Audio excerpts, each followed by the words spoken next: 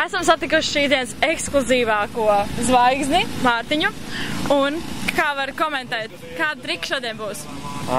Pirmkārtām ne zvaigzni, es vienkārši mazliet brīvāk domāju nekā parastie cilvēki, jā. Trikus, centīšos parādīt visus trikus, kurus es esmu atstrādājis. Varbūt kaut ko parādīšu, to, ko vēl Latvijas skatītāji redzējuši ne internetā, ne manā kanālā YouTube Martin Alex 801. Klips būs? Klips būs noteikti. 2? Iespējams. Skatoties, kā es jutīšos un kāds būs vējš, tāpēc, kad aizvakar man diezgan nepatīkams starpgadījums sanāca. Es Kandavā, savā motoparkā Kandava, trenējos uz šīs te rampas, gribēju labāk sagatavoties. Diemžēl man 4. lecienā iepūta liels sānvējš un sagrieza motociklu, kā rezultātā bija ļoti liels kritiens. Es izslēdzos un atmodos ārējā palīdzībā jau ceļā uz Tukumu. Un tomēr šodien esi šeit? Es ļoti atvainojos Tukumu ārstam, kuram man nācās piedraudēt. Kur tā izbēgi?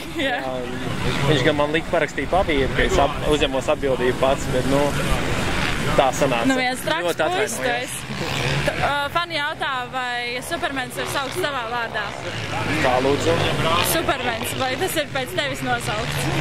Nē, tas ir Supermens. Tomēr, jā? Tas ir vienkārši, tu lido mociņu aizmugurē izstieties. Tā kā Supermens lido pa gaisa apmēram. Kāda tavu plāni, cik ilgi būs Latvijā?